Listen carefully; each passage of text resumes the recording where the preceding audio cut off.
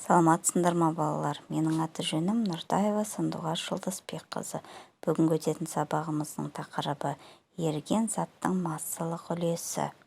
Оқу мақсаты еріген заттың массалық үлесі мен ерітіндінің белгілі массасы бойынша еріген заттың массасын есептеу. Ерітіндінің концентрациясын химияда әртүрлі тәсілдермен өрнектеуге болады. Мысалы, пайыздық, малярлық, тағы басқа.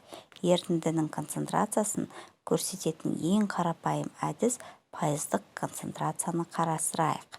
Ерітіндідегі еріген заттың массасы массалық үлеспен омега өрнектеледі. Еріген заттың массалық үлесі деп еріген зат массасының ерітінді массасы қатынасымен өлшенетін шаманы айтамыз. Оны пайыз есебінде береміз.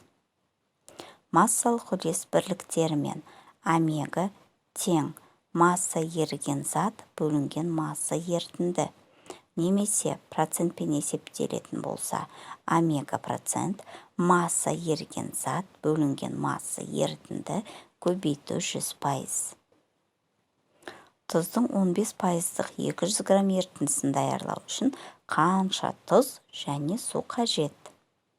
Берілгені масса ерітінді 200 грамм, омега 15%. Табу керек масса тұз, масса су. Формуласы омега тең масса еріген зат бөлінген масса ерітінді көбейту 100%. Осы формуланы өрнектеп, масса еріген затты және масса суды табамыз. Есептің жауабы масса тұз 30 грамм, масса су 170 грамм. Тұздың 20 пайыздық 100 грамм ерітіндісі мен 32 пайыздық 50 грамм ерітіндісін араластырылды. Алынған ерітіндідегі заттың массалық үлесі қандай?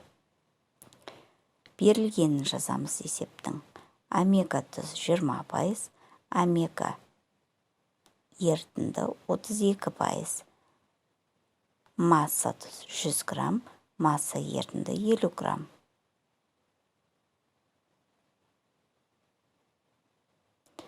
Формуланы өрнектеп, есептеу жүргізген кезде есептің жауабы омега тең 0,24 немесе 24 пайызға тең болды.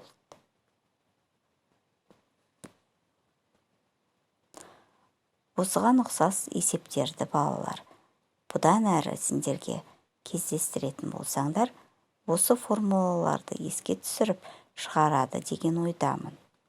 Бүгінгі сабағымыз осымен аяқталды. Хош, сау болыңдар.